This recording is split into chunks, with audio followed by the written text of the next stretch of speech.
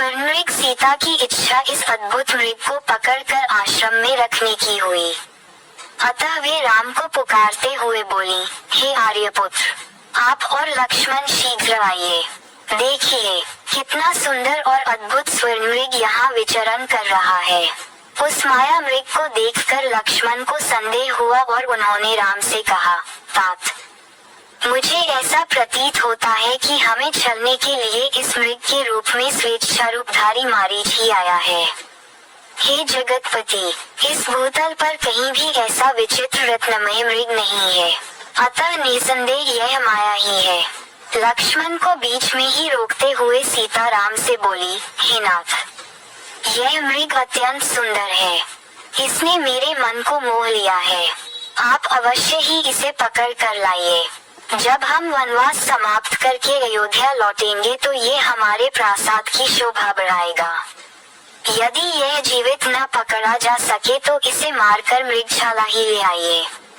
मैं उस पर आपके साथ बैठना चाहती हूँ। सीता के आग्रह को देखकर राम लक्ष्मण से बोले, हे लक्ष्मण, निसंदेह इस मृग का रूप अत्यंत मनोहर एवं आकर्षक है। यदि यह पकड़ा नहीं भी गया तो मारा तो अवश्य ही जाएगा। इसमें भी संदेह नहीं है कि इसकी मृगशाला मनोहारी होगी। सीता का आग्रह पूर्ण करने के लिए इसे अवश्य ही पकड़ना चाहिए। तुम्हारी शंका के अनुसार यदि यह राक्षसी माया है तो भी इस राक्षस को मारना उचित ही होगा। तुम सीता की रक्षा करो, मैं इसे जीवित पकड़ने या मारने के लिए जाता हूँ। इतना कहकर राम अपने शस्त्रास्त्र धारण कर मायावी मृग के पीछे चल पड़े। राम को अपनी ओर आता देख मृग भी उछलता कूदता गहन वन के भीतर चला गया। वह विविध वृक्षों झाड़ियों के बीच कभी छिपता और कभी प्रकट होता, कभी धीमी तो कभी द्रुत गति से भागने लगा। उसका पीछा करते करते रामचंद्र आश्रम से बहुत दूर निकल गए। अंततः मृग के दृष्टिगत होते ही क्रुद्ध होकर राम ने एक तीक्ष्ण बाण छोड़ा जो मारीच के हृदय तक पहुंच गया। बाण लगते ही मारीच अपने असली वेश में धराशायी हो गया और राम के स्वर में हासीते, हा लक्ष्मण, चीत्कार करते हुए मर गया। उस राक्षस के मृत शरीर को तथा उसका अपने स्वर में चीत्कार करना देखकर राम को लक्ष्मण का कथन स्मरण हो आया। वास्तव में यह मारीच की माया ही निकली। उन्हें चिंता होने लगी कि मेरे स्वर में किए गए चीत्कार को सुनकर सीता की क्या दशा होगी। उन्हें किसी अनिष्ट की आशंका होने लगी और वे द्रुत गति से आश्रम की ओर लौट पड़े। इधर जब सीता ने अपने पति के स्वर में हासीते, हा लक्ष्मण, सुना तो उन्होंने व्याकुल होकर लक्ष्मण से कहा, हे लक्ष्मण, प्रतीत होता है कि तुम्हारे भैया अवश्य ही किसी संकट में पड़ गए हैं। तुम शीघ्र जाकर उनकी सहायता करो। उनके दुख भरे शब्द सुनकर मेरा हृदय चिंता से बहुत घबरा रहा है। आशंका से आतुर सीता के वचन सुनकर लक्ष्मण बोले, हे आर्य, इस प्रकार मैं आपको अकेला छोड़कर नहीं जा सकता। भैया ने आपकी रक्षा का भार मुझे सौंपा है। आप धैर्य धारण करें, भैया अभी आते ही होंगे।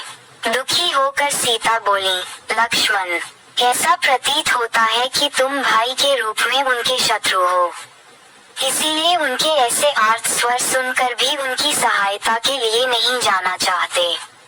जब उनको ही कुछ हो गया तो मेरी रक्षा से क्या लाभ। इस प्रकार कहते हुए उनके नेत्रों से अश्रुधारा बहने लगी। सीता की यह दशा देखकर लक्ष्मण हाथ जोड़कर बोले, देवी, आप व्यर्थ दुखी न हो। संसार में ऐसा कोई भी देवता, दानव, मनुष्य, गंधर्व नहीं है जो भैया के पराक्रम का सामना कर सके। मायावी राक्षस नाना प्रकार के रूप धारण करते हैं और विविध प्रकार की बोलियां बोलते हैं। अतः आपको चिंता करने की आवश्यकता नहीं है। आप तनिक प्रतीक्षा करें, वे आते ही होंगे। लक्ष्मण के तर्कयुक्त वचनों ने सीता के क्रोध को और बढ़ा दिया। वे बोली, लक्ष्मण, मैं तुम्हारे मनोभावों को भली भांति समझ रही हूँ। तुम राम के न रहने पर मुझे पा लेने की लालसा लेकर ही वन में चले आए हो। मैं तुम्हारी दुष्ट इच्छा को कभी पूरा नहीं होने दूंगी। राम के वियोग में मैं अपने प्राण त्याग दूंगी। सीता के ये वचन सुनकर लक्ष्मण का हृदय विदीर्ण हो उठा। वे बोले, देवी, मैं आपकी बातों का कोई उत्तर नहीं दे सकता। स्त्रियों के द्वारा ऐसी अनुचित और प्रतिकूल बातें मुंह से निकालना कोई आश्चर्य की बात नहीं है, क्योंकि संसार में नारियों का ऐसा स्वभाव प्रायः देखा जाता है। आज आपकी बुद्धि भ्रष्ट हो गई है, जो अपने अग्रज की आज्ञा पालन करने वाले अनुज पर ऐसा दुष्टतापूर्ण लांछन लगा रही है। मुझे संशय हो रहा है कि आज आप पर अवश्य कोई संकट आने वाला है। वन के समस्त देवता आपकी रक्षा करें। वन के देवता इसके साक्षी हैं कि मैं आपके द्वारा बलात् भेजा जा रहा हूँ। लक्ष्मण के वचन सुनकर सीता के नेत्रों से अश्रुधारा बहने लगे और लक्ष्मण उस ओर चल दिए जिधर राम गए थे। सीता हरण लक्ष्मण के जाने के पश्चात रावण को अवसर मिल गया। वह ब्राह्मण भिक्षुक का वेश धारण कर रावण सीता के पास आया और बोला, हे सुंदरी, तुम कोई वन देवी हो या लक्ष्मी अथवा कामदेव की प्रिया स्वयंवती हो? इस पृथ्वी पर तो मैंने तुम्हारे जैसी रूपवती लावण्यमयी युवती मैंने आज तक इस संसार में नहीं देखा है। तुम कौन हो, किसकी कन्या हो और इस वन में किस लिए निवास कर रही हो? कहाँ ये तुम्हारा तीनों लोकों में सबसे सुंदर रूप, तुम्हारी सुकुमारता, और कहाँ इस दुर्गम वन में निवास?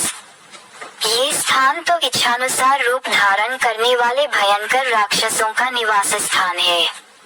तुम यहाँ से चली जाओ, तुम यहाँ रहने योग्य नहीं हो। सीता ने कहा, हे ब्राह्मण, मेरा नाम सीता है। मैं मिथिलेनरेश जनक की पुत्री और अयोध्यापति दशरथ के ज्येष्ठ पुत्र श्री रामचंद्र की पत्नी हूँ। पिता की आज्ञा से मेरे पति अपने भाई भरत को अयोध्या का राज्य देकर 14 वर्ष के लिए वनवास कर रहे हैं। उन पराक्रमी सत्यपरायण वीर के साथ मेरे तेजस्वी देवर लक्ष्मण भी हैं। आप अतिथि हैं, अतः इस आसन पर बैठकर यह जल और फल ग्रहण कीजिए। मेरे पति अभी आते ही होंगे। अब आप बताइए महात्मन, आप कौन हैं और यहाँ किस उद्देश्य से पधारे हैं? सीता का प्रश्न सुनकर रावण गरज कर बोला, हे सीते, मैं तीनों लोकों 14 भुवनों का विजेता महाप्रतापी लंकापति रावण हूँ, जिसके नाम से देवता, दानव, यक्ष, किन्नर, गंधर्व, मुनि सभी भयभीत रहते हैं। इंद्र, वरुण, कुबेर जैसे देवता जिसकी सेवा करके अपने आप को धन्य समझते हैं। मैं तुम्हारे लावण्यमय सौंदर्य को देखकर अपनी सुंदर रानियों को भी भूल गया हूँ और मैं तुम्हें ले जाकर अपनी भार्या बनाना चाहता हूँ। हे मृगलोचने, तुम मेरे साथ चलकर नाना देशों से आई हुई मेरी अत्यंत सुंदर रानियों पर पटरानी बनकर शासन करो। मेरी नगरी लंका की सुंदरता को देखकर तुम इस वन के कष्टों को भूल जाओगी। इसलिए मेरे साथ चलने को तैयार हो जाओ। रावण का नीचतापूर्ण प्रस्ताव सुनकर सीता क्रुद्ध स्वर में बोली, हे अधम राक्षस, तुम परम तेजस्वी, अद्भुत पराक्रमी और महान योद्धा रामचंद्र के पराक्रम को नहीं जानते, इसीलिए तुम मेरे सम्मुख ये कुत्सित प्रस्ताव रखने का दुस्साहस कर रहे हो।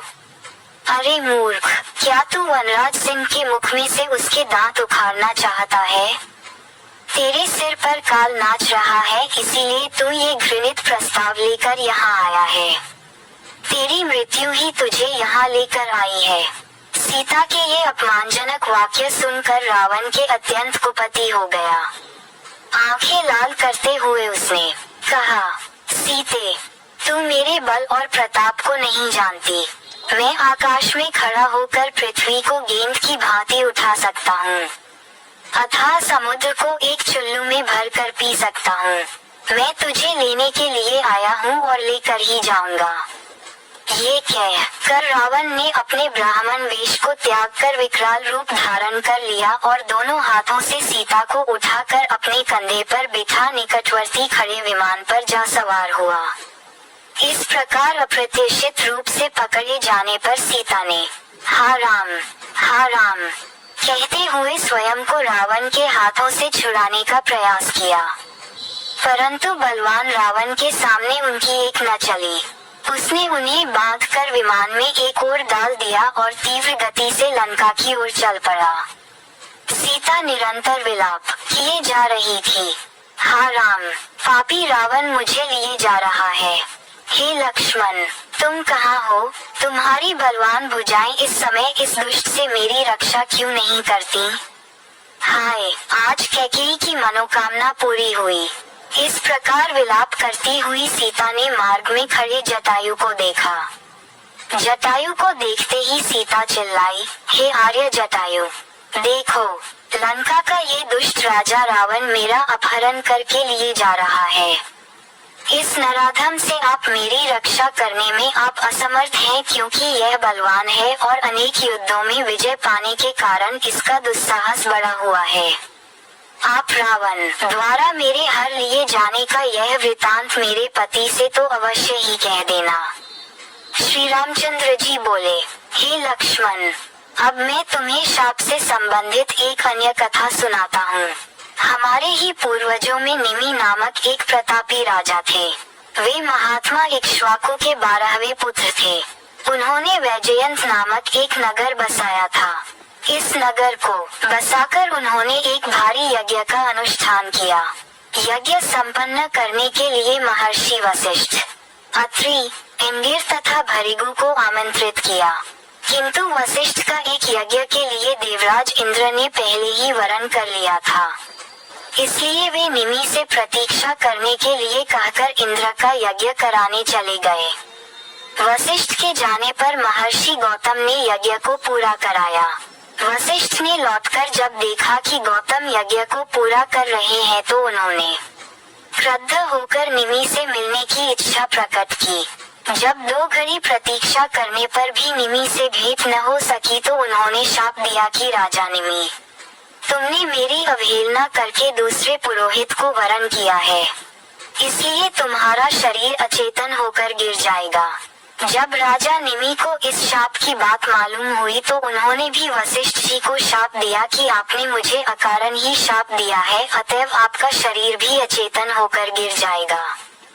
इस प्रकार शापों के कारण दोनों ही विदेह हो गए। ये सुनकर लक्ष्मण बोले, रघुकुल भूषण, फिर इन दोनों को नया शरीर कैसे मिला? लक्ष्मण का प्रश्न सुनकर राघव बोले, पहले तो वे दोनों वायु रूप हो गए।